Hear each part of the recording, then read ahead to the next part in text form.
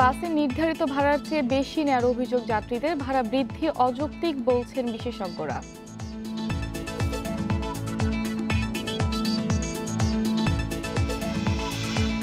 ডিজেলের দাম বাড়ায় দুশ্চিন্তায় কৃষক ও মৎস্যজীবীরা, উৎপাদন খরচ বৃদ্ধিতে বাজার নিয়ে আছে শঙ্কা।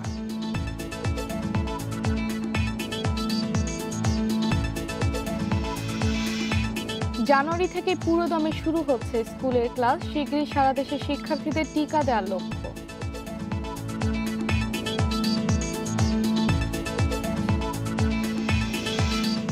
ইইএফ ফান্ডের প্রায় 500 কোটি টাকা লুট, নথিপত্র ছাড়াই অর্থ ছাড়ে জড়িত বাংলাদেশ ব্যাংক কর্মকর্তারা।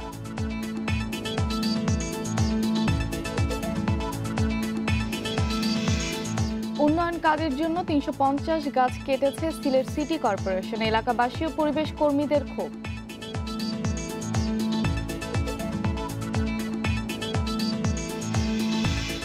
স্বাগত সকাল 9টার 1 ঘন্টা বিরতিহীন সংবাদের সঙ্গে আছি আমি ফারহান আলম এবং আমি শাফাত বিন ফরিদ। জানাচ্ছিলাম প্রধান শিরোনামগুলো, এবারে বিস্তারিত খবর। পরিবহন খাতে 3 দিনের ধর্মঘটে ভোগান্তির পর আবারও শুরু হয়েছে যান চলাচল। রাজধানীর ভেতরের এবং দূরপাল্লার বাসের ভাড়া নির্দিষ্ট করে দেয়া হলেও বেশি ভাড়া নেওয়ার অভিযোগ সাধারণ যাত্রীদের।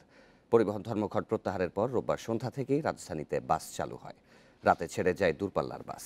তবে যাত্রীদের অভিযোগ, কোনো পরিবহন নতুন ভাড়ার চেয়েও অনেক বেশি টাকা নিচ্ছে। কোনো লোকাল বাসে দ্বিগুণ ভাড়া নেওয়ার অভিযোগ তাদের। গাবতলী বাস কাউন্টারের যাত্রীদের অভিযোগ, দূরপাল্লার বাসে নির্ধারিত ভাড়ার চেয়েও 2 থেকে 300 টাকা ভাড়া বেশি নেওয়া হচ্ছে। তবে বাস কাউন্টারের কর্মীদের দাবি, নতুন ভাড়া তালিকা না পাওয়ায় আগের ভাড়াই নিচ্ছেন তারা।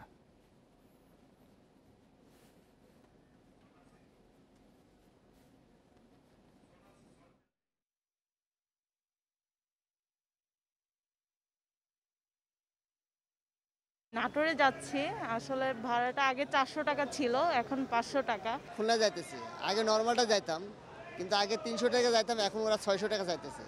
এখন আমি খুলনা ওই নর্মালটা না যা এসিতে যাইতেছি। মনে করেন আগে যত 400 টাকা, কিন্তু বিআরটির ভাড়া আছে 500 টাকা। কথাটা বুঝতে পেরেছেন? ও লোকে তো 400 টাকা যাওয়ার অভ্যস্ত, ও লোকে তো 500 টাকা যাওয়ার অভ্যস্ত নাই। কেসটা হলো এইখানে চিন্তা করতেছে যাত্রীরা আমাদের কাছে ভাড়া বেশি নিচ্ছে। এ বিষয়ে আরও জানাতে রাজধানীর মহাখালী থেকে যোগ দিচ্ছেন সহকর্মী খালেদ রায়হান। রায়হান, গতকালকের বৈঠকের পরে দূরপাল্লায় 27%, মহানগরে 26.5% ভাড়া বাড়ানোর কথা রয়েছে। এই অনুযায়ী কি ভাড়া নেওয়া হচ্ছে না অতিরিক্ত নেওয়া হচ্ছে? যারা যাত্রী রয়েছেন কি বলছেন? দেখুন, প্রথম বিষয়টি হচ্ছে গতকালকে বিকেলে কিন্তু বৈঠকটি শেষ হয়েছে এবং আজকে এসে যারা সংশ্লিষ্টরা রয়েছেন, বিশেষ করে যারা মাঠ পর্যায়ে কাজ করছেন, বাস ড্রাইভার রয়েছেন, হেল্পার রয়েছেন, তারা বলছেন তারা এখন পর্যন্ত চার্ট পাননি।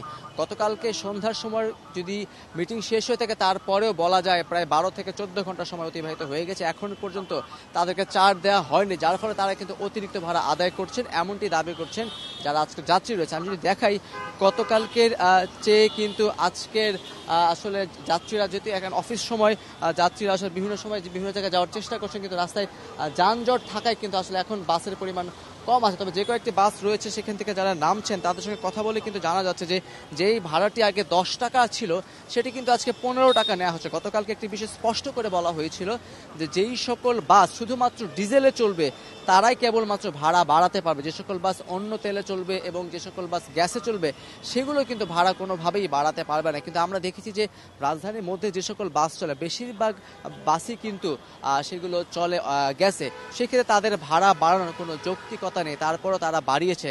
একটি বিষয় হচ্ছে এই সকল বিষয় মনিটরিং করার জন্য কোনো আলাদা টিম থাকবে কিনা, কোনো আলাদা সেল থাকবে কিনা, সেই বিষয়ে গতকালকে সুস্পষ্ট করে কিছু বলা হয়নি। আজকে যদিও গতকালকে প্রজ্ঞাপনটি মন্ত্রণালয়ে যাবে, সেখানে তারপর অনুমোদন পাবে, সেই বিষয়টি কিন্তু কিছুটা বাকি রয়েছে, তারপরে হয়তো সেই বিষয়গুলো নিয়ে সিদ্ধান্ত হবে। কিন্তু এখন পর্যন্ত বলা যায় যে সাধারণ যাত্রীরা যেটা অভিযোগ করছেন যে তারা অতিরিক্ত ভাড়া দিয়েই যাচ্ছেন। একে তো ভাড়া বাড়িয়েছে, সেটি যেমন তাদের কাছে যেই পরিমাণ ভাড়া বাড়ানো হয়েছে 26.5% এবং 27%, তারপরে যদি আরও অতিরিক্ত ভাড়া দাবি করা হয় সেই ক্ষেত্রে কিন্তু তাদের জন্য এটি আসলে একেবারে যদি বলা যায় যে মরার উপরে খাড়ার ঘায়ের মতো দাঁড়িয়েছে। কারণ 10 টাকার ভাড়া আজকে 15 টাকা যাওয়া হচ্ছে। যেমনটি আমরা প্রতিবেদনে দেখছিলাম যে একজন বলছেন যে 300 টাকার ভাড়া 600 টাকা করে চাওয়া হচ্ছে। সেই হিসাবে বলাই যায় যে এখন পর্যন্ত তালিকা না হওয়ার কারণে কিন্তু মানুষদের ভোগান্তি বেড়েছে এবং ভাড়া দ্বিগুণ হারে অনেক ক্ষেত্রে নেওয়া যাচ্ছে। রাজধানীর গণপরিবহন পরিস্থিতির খবর মহাখালী বাস স্ট্যান্ড থেকে জানাচ্ছিলেন সহকর্মী খালেদ রায়হান। এ বিষয়ে আরও জানবো। জানাতে চট্টগ্রাম এবং বরিশাল থেকে যুক্ত হবেন সহকর্মীরা। শুরুতেই যাব চট্টগ্রামে, সেখান থেকে যোগ দিচ্ছেন সহকর্মী ইফতেখার ফয়সাল। ইফতেখার, বেলা বাড়ার সাথে সাথে চট্টগ্রামের পরিস্থিতি কেমন দেখছেন? গণপরিবহনের নতুন যে নিয়ম করা হচ্ছে, এই নিয়মের পরে এর কোনো ব্যত্যয় ঘটছে কিনা, সাধারণ মানুষ কি বলছেন? আসলে আমরা দেখতে পাচ্ছি যে অনেকগুলো গণপরিবহনে সকাল থেকে যাত্রীদের সঙ্গে চালক এবং তাদের সহকারীদের সঙ্গে নানা ঝগড়া বিবাদ লেগেই আছে। বিশেষ করে তাদের যে বাড়তি টাকা নেওয়ার কথা, সেটি নিয়ে আসলে সুস্পষ্টভাবে এখানকার চালক সহকারীরাও তেমন একটা কিছু জানেন না বলে জানিয়েছেন, এবং একই সঙ্গে দেখা গেছে যে হারে ভাড়া বাড়ানোর কথা তার তুলনায় অনেক বেশি ভাড়া নিচ্ছেন, এমন অভিযোগ কিন্তু আমাদেরকে যাত্রীরা করেছেন। তো এই কারণে সকাল থেকেই আমরা দেখেছি অনেক বাসেই কিন্তু বাদানুবাদ লেগে আছে। আরেকটি বিষয় হচ্ছে, বিশেষ করে মিনি বাসগুলোর ক্ষেত্রে আমরা দেখেছি যে সর্বনিম্ন ভাড়া 7 টাকা রাখার কথা বলা হলো, এখানে কিন্তু অনেকেই 10 টাকা রাখছেন। সেটিও যেই উভয় পক্ষের মধ্যে বিবাদ বাড়ানোর অন্যতম একটি কারণ।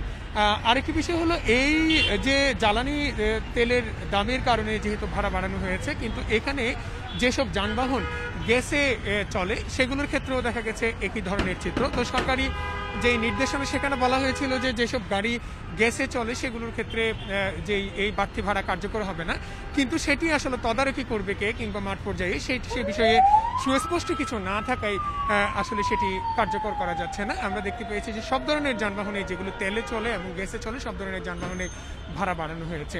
আরেকটি বিষয় বলে রাখি, সেটি হচ্ছে গণপরিবহনের চলাচল কিন্তু চট্টগ্রামে শুরু হলো। এখনো পর্যন্ত যেই পণ্যবাহী যেসব যানবাহন, সেগুলো চলাচল শুরু হয়নি, যার কারণে যে পণ্যবাহী যেই বাহী যান চলাচল না চলার কারণে বিশেষ করে চট্টগ্রাম বন্দরে এক ধরনের স্থবিরতা দেখা দিয়েছে।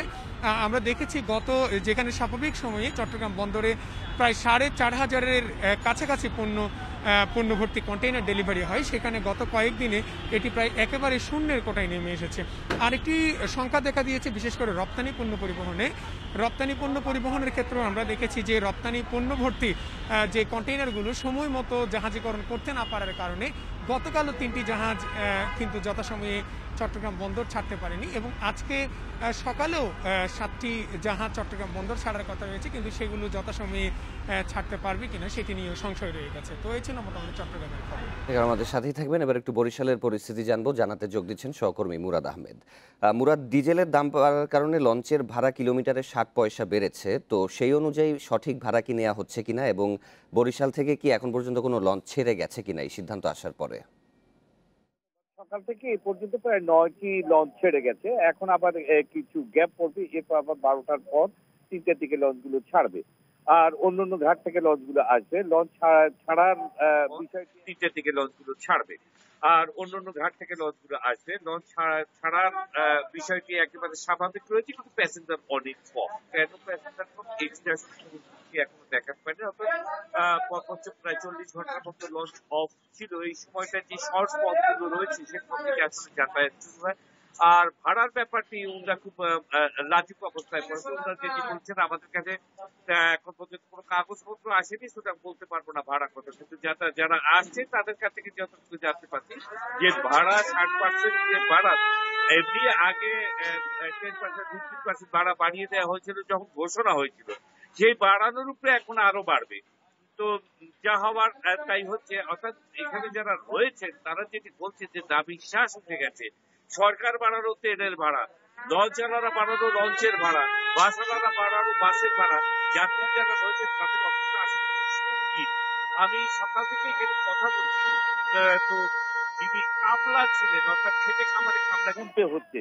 আমরা যেটা জেনেছি যে ঢাকাগামী লঞ্চগুলো যেটি রয়েছে তার ডেকের ভাড়া আজকে হয়তো বা 350 টাকা করে নেওয়া হবে, যেটি আসলে দুদিন আগ পর্যন্ত 200 টাকা ছিল এমনিতে। তাই এই ভাড়া কিন্তু নির্ধারিত রয়েছে 285 টাকা, কিন্তু যখনই এদের মধ্যে নিজেদের মধ্যে প্রতিযোগিতা হয়, প্যাসেঞ্জার টানার ক্ষেত্রে তারা ছাড় দিয়ে দেয়, সেক্ষেত্রে তারা 150 থেকে 200 টাকা নেয়। এই যেদিন অ্যানাউন্সমেন্ট হয়েছে তেলের ভাড়া বেড়েছে, সেদিন থেকে 250 নেওয়া হচ্ছে, আজ থেকে হয়তো বা 350 নেওয়া হচ্ছে। তবে এক্ষেত্রে একটা সুবিধা আছে, ঢাকা বরিশালের লঞ্চগুলো নিজেরা যখন কাটাকাটি করেন তখন কিন্তু প্যাসেঞ্জার যে মূল ভাড়া থেকে তার নিচে নেমে আসেন। ক্যাবিনের ভাড়া যেটা নির্ধারিত ছিল 1000 থেকে 1200, কোনোটায় 1300, এসির মধ্যে ভাগ আছে। আবার যদি এটি হচ্ছে সিঙ্গেল, যেগুলো রয়েছে সেগুলো সেই হারে অর্থাৎ 2400 থেকে 2600-এর মধ্যে চলে যাবে। ভিআইপি ক্যাবিন সেভাবেই বাড়বে। কিন্তু যে কথাটি বলে রাখি, আগেও বলছি আবারও বলছি যে উনাদের লঞ্চ ছাড়ার আগ মুহূর্তে কিন্তু একটা প্রতিযোগিতা পারে, সেই প্রতিযোগিতার সময় 350 টাকা আমরা ভুলে যান, প্যাসেঞ্জার চাই। যেভাবে প্যাসেঞ্জার আনতে হবে সেভাবে তার প্যাসেঞ্জার, সেক্ষেত্রে অনেক সময় 200 টাকা নেমে যাচ্ছে। কিন্তু আবার পেছনে যে অভ্যন্তরীণ রুটের লঞ্চগুলো রয়েছে এগুলো একেবারে সাধারণ মানুষের চলাচলের জন্য, এবং এগুলোর ভাড়া নিয়ে আসলেই যারা। আপনি আরো তথ্য সংগ্রহ করতে থাকুন। বরিশাল ও চট্টগ্রাম থেকে গণপরিবহন পরিস্থিতির খবর জানাচ্ছিলেন সহকর্মীরা। দূরপাল্লায় 27% আর মহানগরে 26.5% ভাড়া বাড়ানোর পর রোববার বিকেলে বাস ধর্মঘট প্রত্যাহার করে মালিক সমিতি। মহানগরে প্রতি কিলোমিটারে বাস ভাড়া 2 টাকা 15 পয়সা আর দূরপাল্লায় 1 টাকা 80 পয়সা। আজ থেকে কার্যকর হবে নতুন ভাড়া, এরই মধ্যে জারি হয়েছে প্রজ্ঞাপন। ডিজেল কেরোসিনের দাম বাড়ানোর প্রতিবাদে শুক্রবার সকাল থেকেই সড়কে বন্ধ হয়ে যায় বাস চলাচল। 2 দিনে সেই অচলাবস্থা নিরসনে রোববার সকালে বিআরটিএ কার্যালয়ে বৈঠকে বসেন পরিবহন মালিক সমিতির নেতারা। প্রায় 6 ঘন্টা আলাপ আলোচনার পর আসে ধর্মঘট প্রত্যাহারের ঘোষণা। তার আগে নির্ধারণ করা হয় বাসের নতুন ভাড়া। তবে ডিজেলের দাম কমানোর বিষয়টি প্রাধান্য পায়নি সেই আলোচনায়। জনগণের কথা বিবেচনা করে আমরা সর্বশেষ জায়গায় যতটুকু একবারে না হলে নয় সেই জায়গাটা আমরা মেনে নিয়েছি, সম্মত হয়েছি দেশের জনগণের স্বার্থে। তাই আপনাদের মাধ্যমে আমি সারা দেশের গণপরিবহন মালিকদেরকে, বিশেষ করে বাসের মালিকদেরকে অনুরোধ করব, আজকে এখন থেকে ধর্মঘট প্রত্যাহার করে দেশের স্বাভাবিক অবস্থা যেন হয়, যোগাযোগ ব্যবস্থা যেন স্বাভাবিক হয়। এখন থেকে মহানগরে বড় বাসের সর্বনিম্ন ভাড়া 8 আর মিনি বাসে 10 টাকা। 1 টাকা 70 পয়সা থেকে বেড়ে প্রতি কিলোমিটারে ভাড়া 2 টাকা 15 পয়সা। আর দূরপাল্লার বাসে 1 টাকা 42 পয়সা বেড়ে হয়েছে 1 টাকা 80 পয়সা।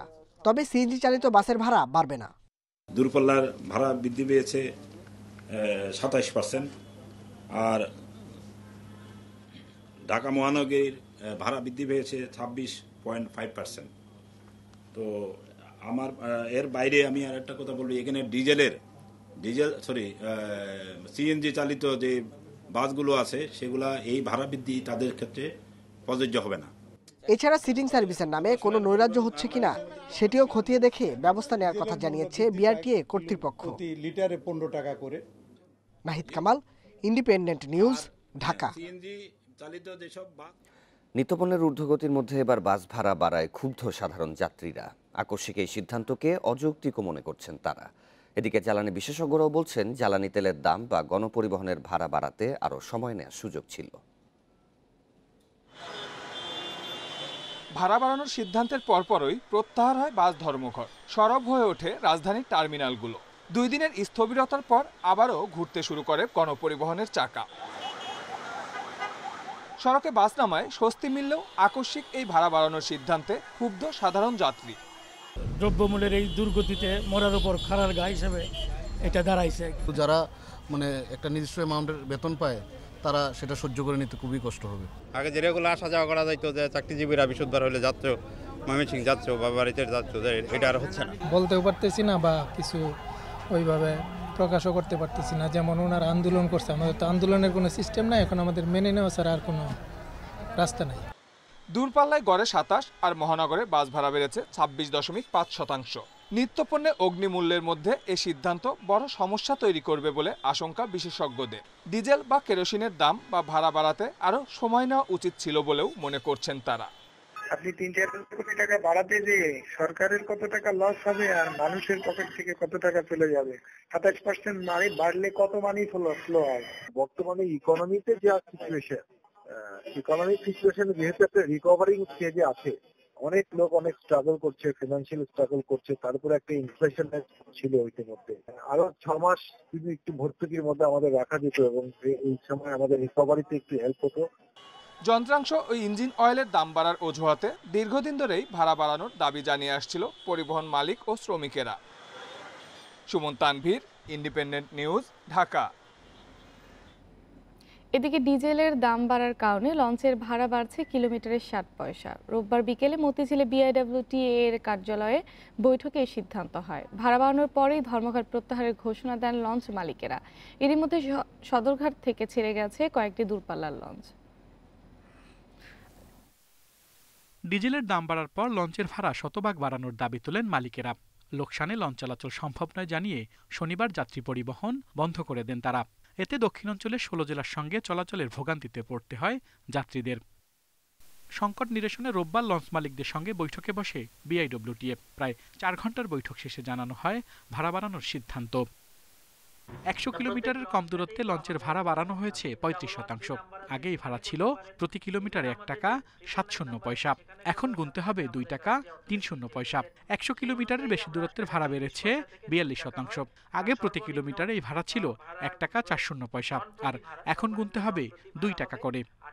সাধারণ মানুষের যেন ভোগান্তি না হয়, আবার মালিকরাও যেন ক্ষতির সম্মুখীন না হন, এই হিসাব করে আমরা প্রায় 8 বছর পরে এই ভাড়া সমন্বয়ের বিষয়টা সরকারিভাবে আমরা সিদ্ধান্ত নিয়েছি যে আমাদের 1 টাকা 70 পয়সাকে আমরা 60 পয়সা বাড়িয়ে প্রথম 100 কিলোমিটারের জন্য আমরা 2 টাকা 30 পয়সা করছি, আর পরবর্তী 100 কিলোমিটার সেই হিসাবে আনুপাতিক হারে 1 টাকা 40 পয়সা থেকে 2 টাকা হয়। ভাড়া বাড়ানোর সিদ্ধান্ত চূড়ান্ত হওয়ার পরই ধর্মঘট প্রত্যাহারের ঘোষণা দেন লঞ্চ মালিকেরা।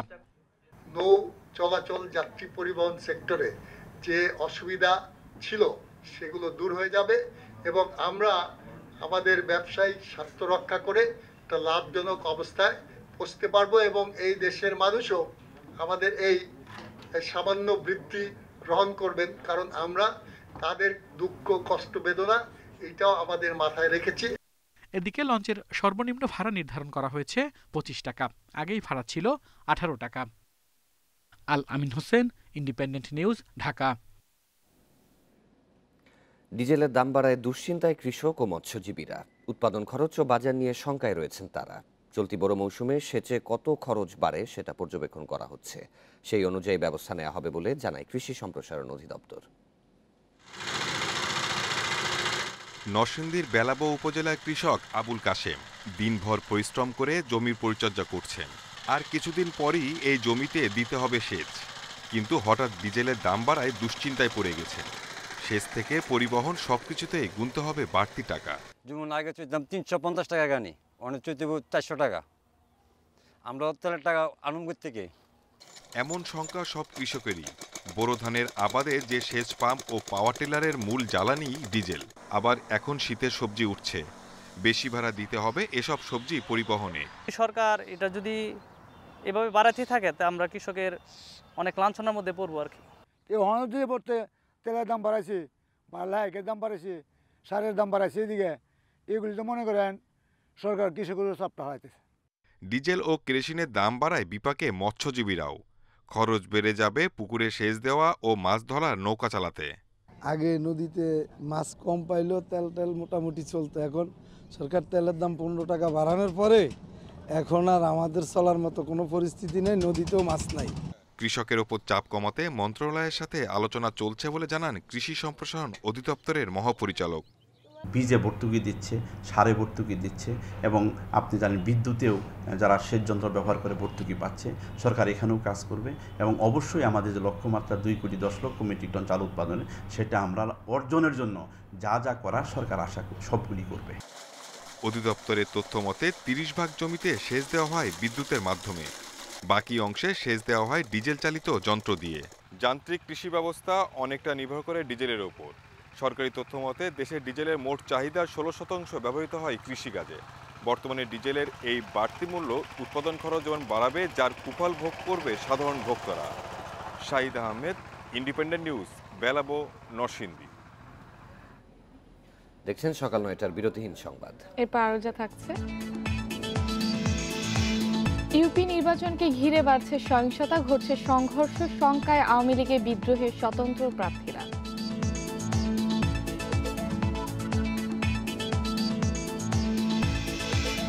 করোনার প্রভাবে ভারতে 1 বছরে পুষ্টিহীনতায় ভুগছে 33 লক্ষাধিক শিশু। তাদের অর্ধেকের অবস্থাই ভয়াবহ।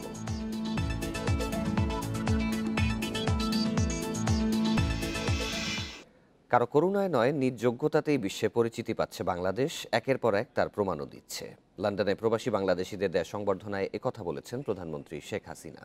উন্নয়নের যে ধারা চলমান আছে তা যেন ব্যাহত না হয়, সেজন্য চেয়েছেন দেশি প্রবাসী সবার সচেতনতা। সরকারের অর্থনৈতিক পরিকল্পনায় প্রবাসীদের সরাসরি অংশগ্রহণ চেয়ে তিনি বলেন, সেজন্য সব ধরনের সুযোগ সুবিধা দিতে তৈরি আছে তার সরকার। লন্ডন সফরের শেষ কর্মসূচি হিসেবে অনুষ্ঠানে যোগ দিয়ে প্রধানমন্ত্রী জানান, যে কোনো প্রতিবন্ধকতা মোকাবিলা করে উন্নয়ন অব্যাহত রাখাই বর্তমান সরকারের প্রধান লক্ষ্য।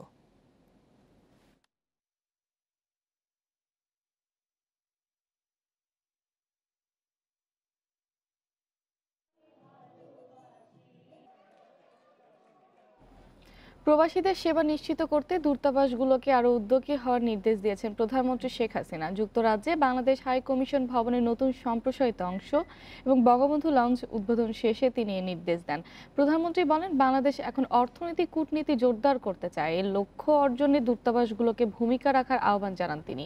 প্রবাসীদের সেবা দেওয়ার পাশাপাশি কূটনৈতিক মিশনগুলোকে রপ্তানি ও বিনিয়োগ বাড়াতে কাজ করার আহ্বান জানান প্রধানমন্ত্রী। মুক্তিযুদ্ধ থেকে শুরু করে সব আন্দোলন সংগ্রাম ও দেশের উন্নয়নে প্রবাসীদের ভূমিকা প্রশংসাও করেন তিনি।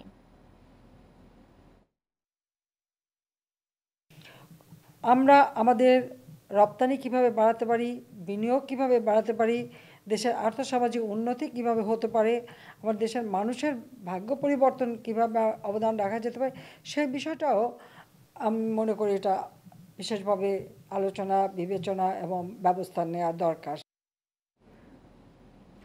জানুয়ারি থেকে পুরোদমে শুরু হচ্ছে শ্রেণী কার্যক্রম। সেই লক্ষ্যে ক্লাস রুটিন নিয়ে চলছে কাজ। রাজধানীর পাশাপাশি শিগগিরই জেলা এবং উপজেলা পর্যায়েও শিক্ষার্থীদের টিকার আওতায় নিয়ে আসা হচ্ছে বলে জানিয়েছে মন্ত্রণালয়। করোনার কারণে দীর্ঘ 1.5 বছরের বেশি সময় পর 12 সেপ্টেম্বর থেকে সীমিত পরিসরে খোলে স্কুল কলেজ। নভেম্বরে এসএসসি এবং ডিসেম্বরে এইচএসসি পরীক্ষা অনুষ্ঠিত হবে। এই পরীক্ষা শেষ হওয়ার পরই স্বাভাবিক শ্রেণী কার্যক্রমে ফিরবে মাধ্যমিক পর্যায়ের শিক্ষার্থীরা। সে লক্ষ্যে রাজধানীতে শুরু হয়েছে টিকাদান কার্যক্রমও। শিক্ষা মন্ত্রণালয় বলছে, চলতি মাসেই জেলা পর্যায়ের শিক্ষার্থীদের টিকা দেয়া হবে। এরপর তা নিয়ে যাওয়া হবে উপজেলা পর্যায়েও। যদি আমরা একটা ভালো সংখ্যক শিক্ষার্থীর টিকাটা দিয়ে ফেলতে পারি এবং কোভিড সিচুয়েশন যদি এরকমই থাকে, মানে এখন যে অবস্থায় ভালো অবস্থায় আছে সেরকম যদি থাকে, তাহলে তো আমরা আশা করতেই পারি যে আমরা জানুয়ারির প্রথম থেকেই আমরা পরিপূর্ণভাবে ক্লাস শুরু করতে পারব। প্রাথমিক ও গণশিক্ষা মন্ত্রণালয় বলছে, প্রাথমিক শিক্ষার্থীদের প্রতিদিন ক্লাসে আনতে রুটিন হচ্ছে। জানুয়ারিতে প্রাক প্রাথমিকের শিক্ষার্থীদেরও ক্লাসে আনার কথা ভাবা হচ্ছে। করোনা পরিস্থিতি যেভাবে স্বাভাবিক হয়ে যাচ্ছে, আমরা আশা করতেছি যে আগামীতে আমরা আবার পূর্ণদমে শিক্ষা ব্যবস্থাটাকে চালু করতে পারি। গবেষকরা বলছেন, করোনা সংক্রমণের বর্তমান হার অব্যাহত থাকলে জানুয়ারিতে পুরোদমে শিক্ষা কার্যক্রম শুরুতে তেমন ঝুঁকি নেই। তবে স্বাস্থ্যবিধি নিশ্চিতে সর্বোচ্চ গুরুত্ব দেওয়ার তাগিদ তাদের। যে স্কুলটা 8টা থেকে 2টা পর্যন্ত হতো, সেটাকে আমরা কাউকে 8টায় ঢুকালাম, কাউকে 11টায় ঢুকালাম, আমরা বিকাল 4টা-5টা পর্যন্ত যদি নিয়ে যাই, তো সেইভাবে যদি আমরা ভাগ করে নেই, স্কুলের ডিউরেশনটাকে যদি আমরা বৃদ্ধি করি, তাহলে কিন্তু আমরা এই একটা সেকশনকে ভাগ করে আমরা বা একটা ক্লাসকে ভাগ করে কিন্তু আমরা নেওয়া সম্ভব। বর্তমানে চলতি বছর ও আগামী বছরের এসএসসি এইচএসসি পরীক্ষার্থী এবং পঞ্চম শ্রেণীর শিক্ষার্থীদের প্রতিদিন ক্লাস নেওয়া হচ্ছে।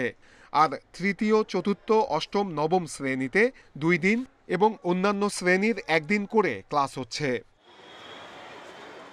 নূরে আলম, ইন্ডিপেন্ডেন্ট নিউজ, ঢাকা। আগামী 11 নভেম্বর ইউপি নির্বাচনের দ্বিতীয় ধাপের ভোট গ্রহণকে কেন্দ্র করে এরই মধ্যে উত্তাপ বেড়েছে বিভিন্ন উপজেলায়। ঘটছে সংঘর্ষের ঘটনাও। বিএনপি নির্বাচনে অংশ না নিলেও সুষ্ঠু ভোট নিয়ে শঙ্কিত আওয়ামী লীগের বিদ্রোহী এবং স্বতন্ত্র প্রার্থীরা। শান্তিপূর্ণ ভোট গ্রহণ নিশ্চিতে জোরদার করা হয়েছে নিরাপত্তা। দ্বিতীয় দফা ইউপি নির্বাচনে লক্ষ্মীপুরের রামগতি ও কমলনগরের 4 ইউনিয়নে চেয়ারম্যান পদে প্রতিদ্বন্দ্বিতা করছেন 11 প্রার্থী। বিএনপি না থাকলেও নির্বাচনের মাঠে রয়েছে আওয়ামী লীগের একাধিক বিদ্রোহী প্রার্থী। এসব প্রার্থী একে অপরের বিরুদ্ধে হামলার অভিযোগও তুলছেন। নেতাকর্মীদের বিভিন্ন ধরনের হুমকি ধমকি দিচ্ছে, এটা আমি প্রশাসনকে অবগত করছি এবং নেতাদেরকে জানাচ্ছি। জনগণ ভোট কেন্দ্রে যাইয়া সুষ্ঠুভাবে ভোট দিতে পারে, এটাই আমি আশা করি। কুষ্টিয়ার মিরপুর ও ভেড়ামারার ১৭ ইউপি নির্বাচন ঘিরে বাড়ছে উত্তাপ, ঘটছে সহিংসতার ঘটনা। মুখোমুখি অবস্থানে আওয়ামী লীগ ও জাসদ। হামলা ও মামলার অভিযোগও তুলেছেন আওয়ামী লীগের বিদ্রোহী প্রার্থীরা। আমার জনপ্রিয়তাকে দেখে তারা ভীত সন্তুষ্ট, যার জন্য আমার কর্মীকে হুমকি, আমার পোস্টার লাগাইতে যাচ্ছে, তাদেরকে বাধাগ্রস্ত করছে। কিন্তু বাংলাদেশের নাগরিক, আমার তো একটা অধিকার আছে নির্বাচন করার। দীর্ঘদিন ধরে আওয়ামী লীগ করে আসছি, হয়তো আমি এক স্বতন্ত্র নির্বাচন করছি। মিডিয়া এবং প্রশাসন এবং দেশবাসীর কাছে বিতর্কিত করার জন্য তারা এই ষড়যন্ত্রে নেমেছে। আচরণবিধি লঙ্ঘনে কঠোর ব্যবস্থার হুঁশিয়ারি দিয়েছে কমিশন। আমরা লিখিত অভিযোগগুলো বিবেচনায় নিব। আমাদের পুলিশ প্রশাসন আছে, স্থানীয় প্রশাসন আছে, তাদের সাথে সমন্বয় করে আমরা কাজ করব। এদিকে নারায়ণগঞ্জ সদর উপজেলার এনায়েতনগর ইউপি নির্বাচনে জমে উঠেছে প্রচারণা। এই ইউনিয়নে চেয়ারম্যান পদে প্রার্থী 2 জন। আমাদের সবচেয়ে বড় সমস্যা হচ্ছে ড্রেনেজ ব্যবস্থা, রোডঘাট, অপরিষ্কার যেই সব জায়গা আছে, নোংরা পরিবেশ, সেই পরিবেশকে সুন্দর করা এবং একটা আধুনিক ওয়ার্ড গড়ার জন্য শপথ নিলাম। ইউপি নির্বাচনের দিন ঘনিয়ে আসার সাথে সাথে উত্তপ্ত হয়ে উঠছে যশোরের ঝিকরগাছা ও চৌগাছা। 2 উপজেলার 22টি ইউনিয়নে বাড়ছে সহিংসতা, মামলা ও ভাঙচুরের ঘটনা। Shamima Rahman, independent news. পিরোজপুরের শঙ্করপাশা ইউনিয়ন পরিষদ নির্বাচনের প্রচারণা শেষে ফেরার পথে গুলিবিদ্ধ হয়েছেন যুবলীগ নেতা ফয়সাল মাহবুব শুভ। হামলায় আহত হন আরও অন্তত 8 জন।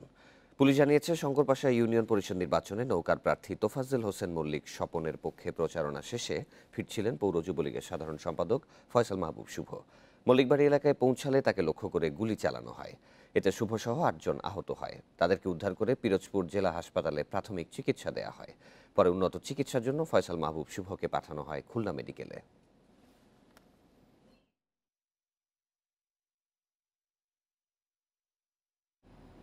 ছাব্বিশ দিনের চিকিৎসা শেষে হাসপাতাল থেকে বাসায় ফিরলেন বিএনপি চেয়ারপারসন খালেদা জিয়া। রোববার বিকেলে গুলশানের ভাড়া বাসা ফিরোজায় ফেরার পর তিনি ভালো আছেন বলে জানান মির্জা ফখরুল। এ সময় বিএনপি চেয়ারপারসনের জন্য দেশবাসীর কাছে দোয়া চান তিনি।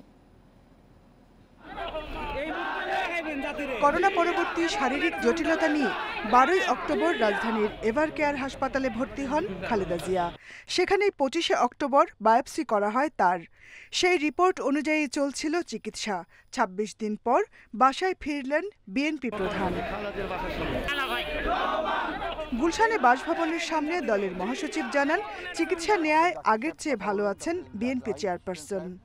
তিনি এখন ভালো আছেন এবং তিনি আপনাদের সকলকে তার জন্য দোয়া করার জন্য ধন্যবাদ জানিয়েছেন। আপনাদের মাধ্যমে আবারও আমি সকল দেশবাসীর কাছে আমি দেশনেত্রী বেগম খালেদা জিয়ার পক্ষ থেকে তার জন্য দোয়া করার আহ্বান জানাচ্ছি।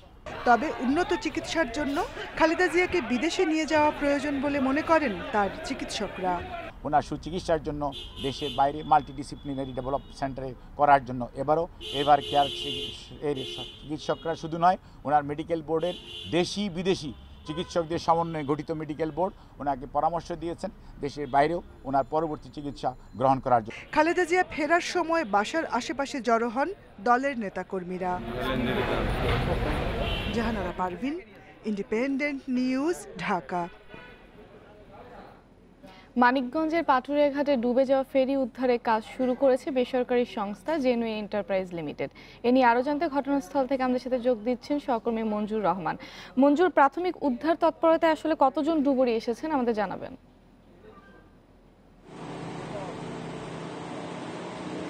50 জন ডুবুরি এই ফেরিটি উদ্ধারের কাজ শুরু করেছে। আমরা গত 27 অক্টোবর ডুবে যাওয়া ফেরিটি তখন তুলতে বিআইডব্লিউটিসির যে হামজা এবং রুস্তম কাজ করে যখন ব্যর্থ হয়, তখন এটির কন্ট্রাক্ট হয় একটি বেসরকারি সংস্থা জেনুইন এন্টারপ্রাইজের সাথে। তখনই আমরা দেখি যে 2 কোটি টাকার কন্ট্রাক্টে এই ফেরিটি কাজ হয়ে থাকা ফেরিটি তারা সোজা করে দেবে। ইতিমধ্যে আমরা দেখতে পাচ্ছি যে 5টি মানে উইন্ড বার এখানে এসেছে এবং অনেকগুলো ওয়্যার আছে, 3 ইঞ্চি, 4 ইঞ্চি, 5 ইঞ্চি ওয়্যারের এখানে ফেরির সাথে বেঁধে দেওয়া হয়েছে। কিছুক্ষণের মধ্যেই এই ফেরিটি কাত হয়ে থাকা ফেরিটি তারা সোজা করতে সক্ষম হবেন বলে এখানকার যে বিআইডব্লিউ ডুবুরি দলের প্রধান আছে জেনুইন এন্টারপ্রাইজের আব্দুর রহমান, তিনি আমাকে জানিয়েছেন। তিনি বলেছেন যে তারা আজকে তাদের কাজ হবে ফেরির কাত হয়ে থাকা ফেরিটি তারা সোজা করবেন। এরপরে তাদের যে মেশিন আছে সেই মেশিন দিয়ে ফেরির ভিতরে যে পানিগুলো আছে সেগুলো তারা সেচে ফেলে দিবেন এবং এরপরে এই ফেরিটি তারা বুঝিয়ে দিবেন। তো আমি জিজ্ঞেস করেছিলাম যে আজকে এই কাজ কমপ্লিট হবে কিনা। তিনি বলেছেন তারা চেষ্টা করবে যে আজকের মধ্যে এই কাজটি যেন তারা কমপ্লিট করতে পারেন। আমার সামনে আপনি দেখতে পাচ্ছেন যে 5টি উইন্ড বার্ড কিন্তু এখানে এই ফেরির সাথে কিন্তু টোটালি বেঁধে দেওয়া হয়েছে এবং এখানে যে ডুবুরিরা আছে তারা এখন নাস্তার কাজ সারছেন, নাস্তা করছেন এবং এই নাস্তা করার পরে হয়তো তাদের এই মূল কাজটি শুরু হবে। আমরা যেটা দেখেছি যে এই উইন্ড বার্ডের যে ডুবুরি দল আছেন তাদের কিন্তু বিআইডব্লিউটি এর যে আপনার ডুবুরি দল আছেন বিআইডব্লিউটি এর, তারাও কিন্তু তাদেরকে সহযোগিতা করছেন এবং এখানে কিন্তু তারাও আছে। পাশাপাশি আপনি দেখতে পাচ্ছেন যে তাদের কিন্তু অন্যান্য যে আনুষঙ্গিক যে সরঞ্জাম আছে তা সেগুলো কিন্তু তারা এখানে প্রস্তুত রেখেছে। যদি তাদের কোনো ধরনের সহযোগিতার প্রয়োজন হয় বিআইডব্লিউটি কিন্তু তাদের করবেন। তো সব মিলে এই ছিল আমার কাছে পাটুরিয়া ঘাট থেকে সর্বশেষ খবর। মানিকগঞ্জ থেকে এতক্ষণ আমাদের সাথে যুক্ত ছিলেন মঞ্জুর রহমান। বাংলাদেশ ব্যাংকের কিছু কর্মকর্তার যোগসাজশে লুটপাট হয়েছে ইকুইটি অ্যান্ড এন্টারপ্রেনারশিপ ইইএফ ফান্ডের প্রায় 500 কোটি টাকা। এই তহবিল থেকে অর্থ পাওয়া 41টি প্রতিষ্ঠানের নিরীক্ষা প্রতিবেদন ইন্ডিপেন্ডেন্ট টেলিভিশনের হাতে এসেছে। বিশ্লেষণে দেখা গেছে আইন অমান্য করে প্রয়োজনীয় দলিলপত্র ছাড়াই অর্থ ছাড় করা হয়েছে। সম্প্রতি এক শুনানিতে অনিয়মে জড়িত কর্মকর্তাদের শাস্তি নিশ্চিত করতে বলেছে সরকারি হিসাব সংক্রান্ত সংসদীয় কমিটি। রাজধানীর কারওয়ান বাজারে বিডিবিএল ভবনে আইটি খাতের প্রতিষ্ঠান দ্য ডিকোড লিমিটেড এর কর্ণধার সারওয়ার আলম সাবেক সরকারি কর্মকর্তা। 2003 সালে বাংলাদেশ ব্যাংকের ইইএফ ফান্ড থেকে তিনি সহায়তা নেন 7,81,00,000 টাকা, ফেরত দেন মাত্র 25 লাখ টাকা। অডিট অধিদপ্তরের প্রতিবেদন বলছে এই টাকা নিতে জাল দলিল দেয়া সহ নানা অনিয়ম করেছে প্রতিষ্ঠানটি। আমরা তো নিয়েছিলাম অ্যানিমেশন কার্টুন ফিল্মের জন্য যারা হচ্ছে প্রসেস আছে। পটুয়াখালীর বাউফলের আলতাফ ফিশিং লিমিটেডকে 2003 সালে দেয়া হয় 4,19,00,000 টাকা। বাংলাদেশ ব্যাংক ও প্রকল্প মূল্যায়নকারী কর্মকর্তাদের সঙ্গে যোগসাজশ করে জমির দলিল না দিয়েই টাকা নেয় প্রতিষ্ঠানটি। রাজধানীর ডেমরার আরকে কমোডিটিজ জমির মূল দলিল জমা না দিয়েই 2004 সালে 7.5 কোটি টাকা সহায়তা নেয়। এখানেও যোগসাজশ খুঁজে পায় তদন্তকারীরা।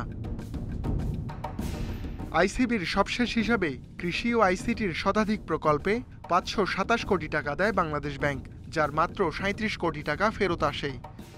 অনেক মধ্যস্বত্ব লোক চলে আসছে, সো কল কনসালটেন্ট চলে আসছে। আমি বলবো এটা যে ইমপ্লিমেন্টেশন এবং বাস্তবায়নকারী কর্তৃপক্ষ তাদেরই কিন্তু আমি বলবো যে দুর্বলতার জন্য এটা ঘটেছে। সম্প্রতি 25 প্রকল্পের নিরীক্ষা প্রতিবেদনের ওপর শুনানি হয়েছে সরকারি হিসাব সম্পর্কিত সংসদীয় কমিটিতে। টাকা উদ্ধারে মামলা দ্রুত নিষ্পত্তি করা সহ 3 দফা নির্দেশনা দিয়েছে কমিটি। কেউ নেছে 8 কোটি, কেউ 10 কোটি, কেউ 17 কোটি, কেউ 20 কোটি, যে যেরকম পাওয়ার আছে নেছে। সরকারি কর্মকর্তারা জড়িত, সরকারি মানে ব্যাংকের কর্মকর্তারা জড়িত, আইসিবির কর্মকর্তারা জড়িত, বাংলাদেশ ব্যাংকের কর্মকর্তারা জড়িত। এই এত জনার অব্যবস্থাপনার ফসল হচ্ছে আজকে এই দুরবস্থা। আমরা এখন আবার একটা যাচাই বাছাই করে দেখছি যে অডিটের যে অবজেকশন, এই অবজেকশন গুলো আসলে ডকুমেন্টারি কোথায় কি ড্রব্যাক আছে এটাকে যাচাই বাছাই করার পর্যায়ে আছি আমরা। কৃষি ও তথ্য প্রযুক্তি খাতে নতুন উদ্যোক্তা তৈরিতে সুদবিহীন অর্থ সহায়তা দিতে ইইএফ ফান্ড গঠন করে সরকার। বাংলাদেশ ব্যাংকের পরিচালনার দায়িত্বে থাকাকালে ব্যাপক অনিয়মের অভিযোগ ওঠে। পরে এই তহবিল হস্তান্তর করা হয় বিনিয়োগ সংস্থা আইসিবিতে, কিন্তু অনিয়ম অব্যাহত থাকে। 2018 সালে নীতিমালা পরিবর্তন করে তহবিলের নাম পরিবর্তন ও 2% সুদ ধার্য করে সরকার। Ruhul Amin, independent news, Dhaka. সব ধরনের নাগরিক সুবিধা নিশ্চিত করে আগামী ডিসেম্বরে নতুন ডিটেইল এরিয়া প্ল্যান চূড়ান্ত হবে, যেখানে আবাসিক এলাকা থেকেও ট্রেড লাইসেন্স নেওয়ার সুযোগ থাকবে বলে জানিয়েছেন স্থানীয় সরকার, পল্লী উন্নয়ন ও সমবায় মন্ত্রী তাজুল ইসলাম। রোববার সকালে রাজধানীর একটি হোটেলে গবেষণা সংস্থা সিপিডির আয়োজিত এক কর্মশালায় এসব কথা বলেন তিনি। রাজধানীকে বাসযোগ্য করে গড়ে তুলতে ভূমি ব্যবহারের রূপরেখা ডিটেইল এরিয়া প্ল্যান বা বিশদ অঞ্চল পরিকল্পনা ড্যাপ চূড়ান্ত করা হচ্ছে। এতে আবাসিক ভবনের উচ্চতা কঠোরভাবে তদারকির পাশাপাশি পর্যাপ্ত জায়গা উন্মুক্ত রাখা, জলাভূমি সংরক্ষণ এবং কৃত্রিম জলাধার তৈরিসহ থাকছে নানা উদ্যোগ। বেসরকারি গবেষণা প্রতিষ্ঠান সিপিডির এক কর্মশালায় স্থানীয় সরকার মন্ত্রী জানান, আবাসিক ঠিকানা ব্যবহার করেও প্রয়োজনে পাওয়া যাবে ট্রেড লাইসেন্স। আপনি আপনার ঘরে বসে একটা রুমের মধ্যে আপনি ইমেল করেসপন্ডেন্স করলেন, একটা ট্রেড এন্ড কমার্স করলেন, এখান থেকে জার্নাল দিয়ে গেলেন, সুইজারল্যান্ডে বিক্রি করলেন। এটার জন্য আমাকে মতিঝিল অফিস করতে হবে। আমি 20 তারিখে ডিটেইল এরিয়া প্ল্যানের ন্যাশনাল সেমিনার শুরু করলাম দিবসের আগে। করোনাকালে প্রণোদনার ঋণ বিতরণের চিত্র তুলে ধরে সিপিডির পর্যালোচনায় বলা হয়, ক্ষুদ্র ব্যবসায়ীদের ঋণ প্রাপ্তি এখনও অনেকটাই কাগজে কলমের মারপ্যাচে আটকে থাকে। ঋণ পরিশোধের হার সর্বোচ্চ হলেও এসব উদ্যোক্তাদের ঋণ দিতে চায় না বেশিরভাগ ব্যাংক। কিন্তু আমরা জানি যে অনেকেই অতি ক্ষুদ্র যারা, তারা তো আসলে অনেকটাই অনানুষ্ঠানিকভাবে এই ব্যবসাগুলি পরিচালনা করে থাকে। বাণিজ্যিক ব্যাংকগুলোতে যে যতটা তাদেরকে জটিলতার মুখোমুখি হতে হয়, তার চাইতে এগুলো যদি আমরা মাইক্রো ফাইন্যান্সিয়াল ইনস্টিটিউটের মাধ্যমে দেওয়ার ব্যবস্থা করি, তাহলে কিন্তু তারা আরও দ্রুত পেতে পারে। দেশের কর্মসংস্থান এবং জিডিপিতে গুরুত্বপূর্ণ ভূমিকা রাখে ক্ষুদ্র ও মাঝারি শিল্প খাত। এ খাতকে এগিয়ে নিতে সময়োপযোগী গবেষণা এবং নীতি প্রণয়নে সরকারি ও বেসরকারি প্রতিষ্ঠানের যৌথ উদ্যোগের তাগিদ দেন আলোচকরা। Hari Saha, independent news, Dhaka. Chuadanga SSC পরীক্ষার্থীকে প্রকাশ্যে কুপিয়ে হত্যার ঘটনায় এখনও কাউকেই গ্রেপ্তার করা যায়নি। রোববার রাতে থানায় এই সংক্রান্ত একটি হত্যা মামলা দায়ের করা হয়। বিদ্যালয়ের প্রধান শিক্ষক রিপন আলী জানিয়েছেন, রোববার সকালে স্কুল প্রাঙ্গণে এসএসসি পরীক্ষার্থীদের বিদায় অনুষ্ঠান চলছিল। সে সময় অজ্ঞাত 3 যুবক বিদ্যালয়ে ঢুকে মাহবুবুরকে এলো পাতারি কুপিয়ে পালিয়ে যায়। আহত অবস্থায় তাকে হাসপাতালে নেওয়া হলে চিকিৎসক মৃত ঘোষণা করেন। পরে ময়নাতদন্ত শেষে সন্ধ্যায় পরিবারের কাছে হস্তান্তর করা হয় মরদেহ। রাতে 7 জনকে আসামি করে থানায় হত্যা মামলা হয়েছে, তবে এখনোই কাউকে আটক করা যায়নি। এই ঘটনায় এলাকায় থমথমে অবস্থা বিরাজ করছে।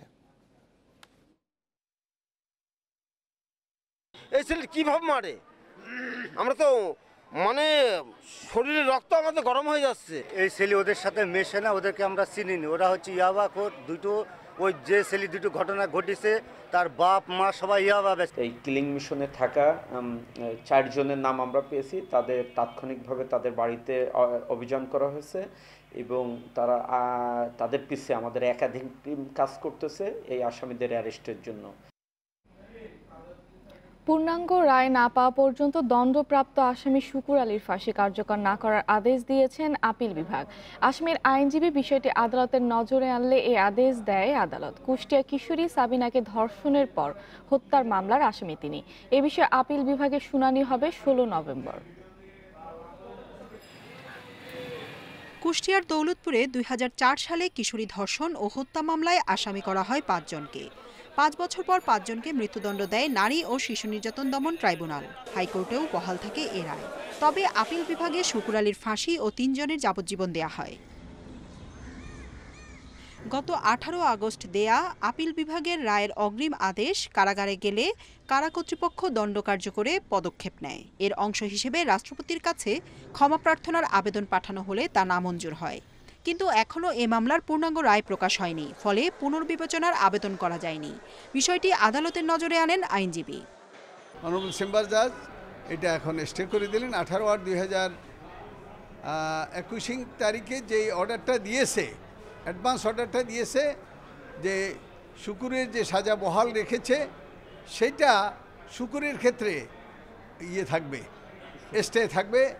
আগামী 16/11/2021 তারিখে পূর্ণাঙ্গ বেঞ্চে এটা প্রেরণ করেছেন। শুনানিতে প্রধান বিচারপতি বলেন, এখন মৃত্যুদণ্ডের মামলাগুলো নিয়ে সমালোচনা হচ্ছে। পুরনো সব মামলার শুনানি এখন চলছে। পরে অ্যাটর্নি জেনারেলকে পূর্ণাঙ্গ রায় পাওয়ার আগে দণ্ড কার্যকর না করার পদক্ষেপ নিতে বলেন তিনি। Death sentence of Shukur Ali is confirm, এটা লেখা আছে, কিন্তু এটা যে পূর্ণাঙ্গ রায় বা ছোট রায় এটা তো আর ওরা বোঝেনি। রায়ের পূর্ণাঙ্গ কপি না পাওয়া পর্যন্ত ওনারা যেন কখনো কোনো ফাঁসি কার্যকর না করে, রায়ের পূর্ণাঙ্গ কপি পাওয়ার পরে করার জন্য সেই অনুযায়ী আমি সবাইকে জানিয়ে দিই। আদালত বলছে যে 3 আসামির সাজা কমিয়ে যাবজ্জীবন কারাদণ্ড দেয়া হয়েছে তাদের জন্য আগাম আদেশ দেয়া হয়। তাদেরকে কন্ডেম সেল থেকে সাধারণ সেলে স্থানান্তর করার আদেশ দেয় আপিল বিভাগ। জান্নাতুল ফেরদাউস তানভি, ইন্ডিপেন্ডেন্ট নিউজ, ঢাকা।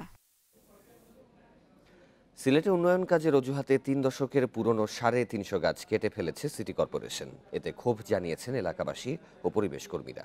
নিয়ম মেনেই গাছগুলো কাটার কথা সিটি মেয়র বললেও ভিন্ন কথা বলছে বন বিভাগ। সিলেট নগরীর উপশহর এলাকা পুরোটাই ছিল সবুজে ঢাকা। তবে রাস্তা সম্প্রসারণ ও ড্রেনেজ ব্যবস্থার উন্নয়নের নামে এলাকার 3 দশকের বেশি বয়সী 350 গাছ কেটে ফেলেছে সিটি কর্পোরেশন। প্রধান সড়কে কিছু গাছ কাটার অনুমতি বন বিভাগ দিলেও পাড়া মহল্লায় সে অনুমতি ছিল না। কিন্তু নিয়মনীতির তোয়াক্কা না করেই বি, সি ও ডি ব্লকের গাছ কেটে ফেলায় ক্ষোভ জানিয়েছে এলাকাবাসী। এই জায়গায় অনেকগুলো গাছ ছিল, তো ড্রেনের কাজের জন্য বা অন্য জানি না কিসের কারণে গাছ অনেকটা কাটা হচ্ছে। যে গাছপালা ছিল বাসায় খুব ঠান্ডা আরামে ছিল, এখন গাছপালা কেটে ফেলছে, গরম অতিরিক্ত লাগে বাসার মধ্যে। সিটি মেয়রের দাবি, এলাকার উন্নয়নের স্বার্থেই যথাযথ প্রক্রিয়ায় গাছগুলো কাটা হয়েছে, তবে এতে পরিবেশে তেমন প্রভাব পড়বে না। আমাদের রাস্তা প্রশস্ত হওয়ার সঙ্গে সঙ্গে সমস্ত শহরে গাছ আমাদের এই সাইডেই সারিবদ্ধভাবে লাগানো হবে।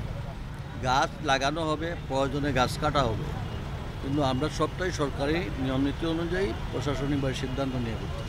বন বিভাগ জানিয়েছে, নগরীর উপশহর এলাকায় প্রধান সড়ক প্রশস্তকরণে 111টি গাছ কাটার অনুমতি নিয়েছে সিটি কর্পোরেশন।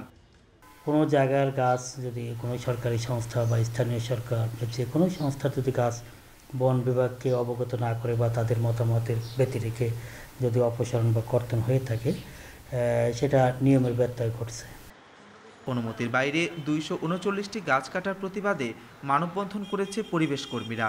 প্রকৃতিকে ধ্বংস করে নয়, সঙ্গে নিয়েই উন্নয়ন পরিকল্পনার দাবি তাদের। মাধব কর্মকার, ইন্ডিপেন্ডেন্ট নিউজ, সিলেট।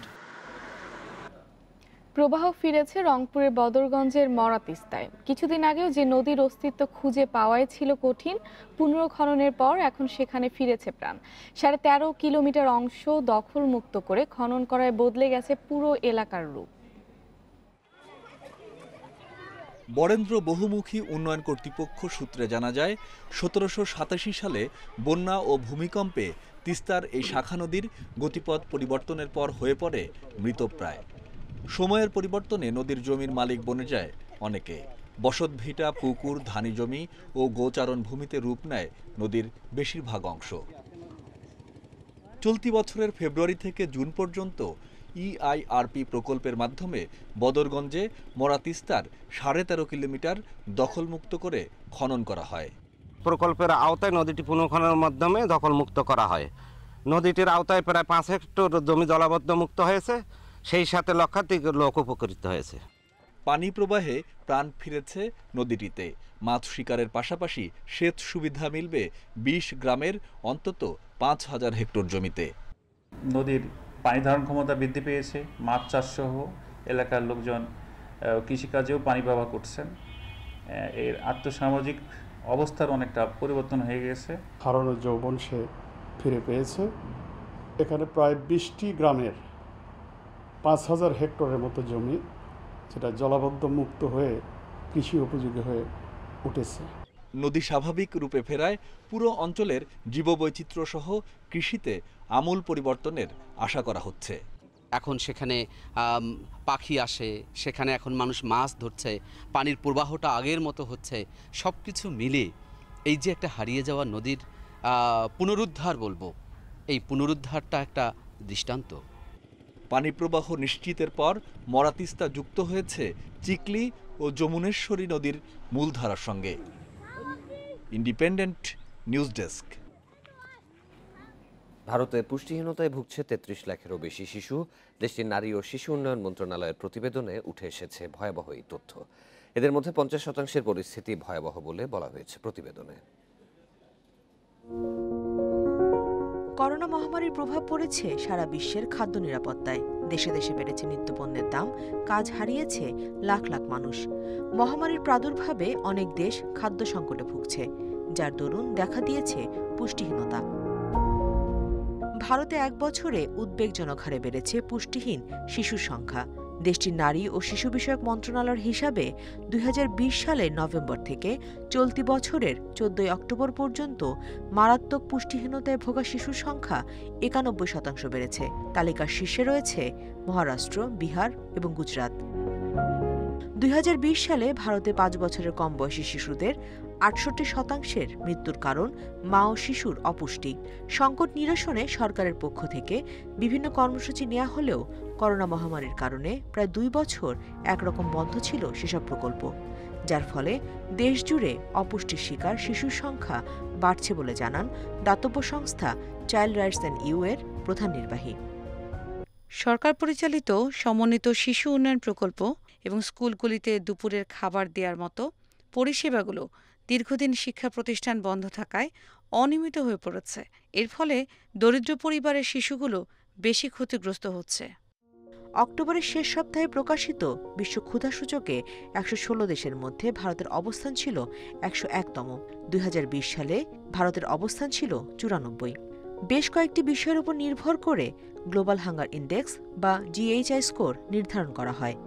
এক্ষেত্রে গুরুত্বপূর্ণ শিশুর অপুষ্টিজনিত সমস্যা এবং শিশু মৃত্যুর মতো বিষয়। Nusrat Serin, independent news. বিশ্বে করোনায় একদিনে 4,572 জনের মৃত্যু হয়েছে। নতুন শনাক্ত 3,40,000-এর বেশি।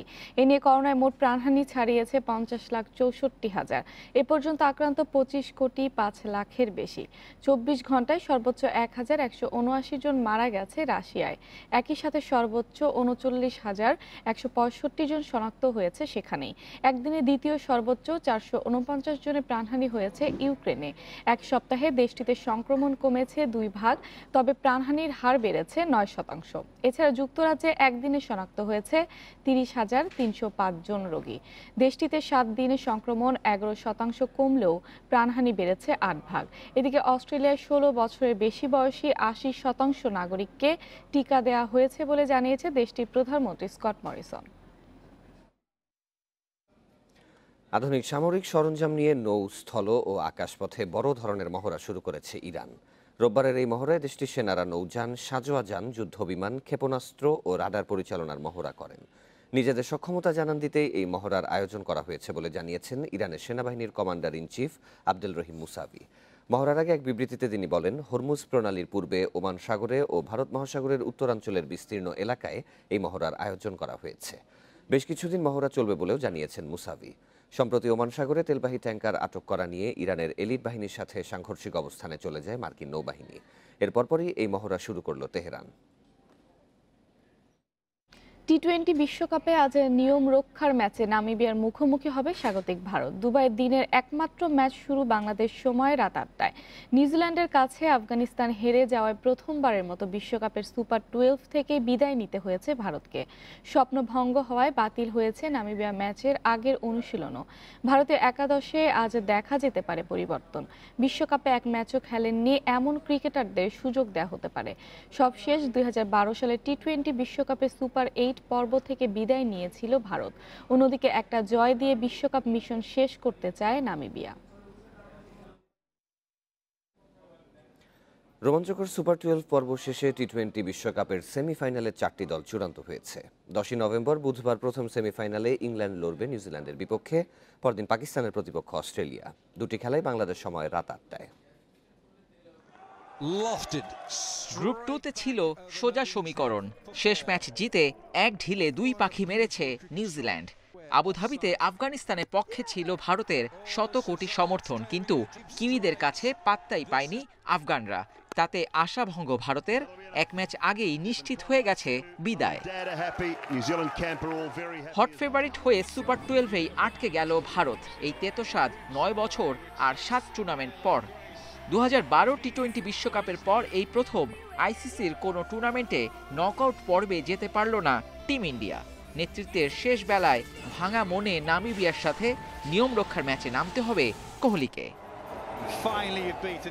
ভারতকে প্রথম ধাক্কা যারা দিয়েছিল সেই পাকিস্তান অবশ্য সবার আগে পৌঁছে যায় সেমিফাইনালে। সঙ্গে নিউজিল্যান্ডও ওদের হারিয়েছিল অনায়াসে। উড়ন্ত ফর্মে থাকা বাবরদের অপেক্ষা ছিল গ্রুপ সেরা হবার।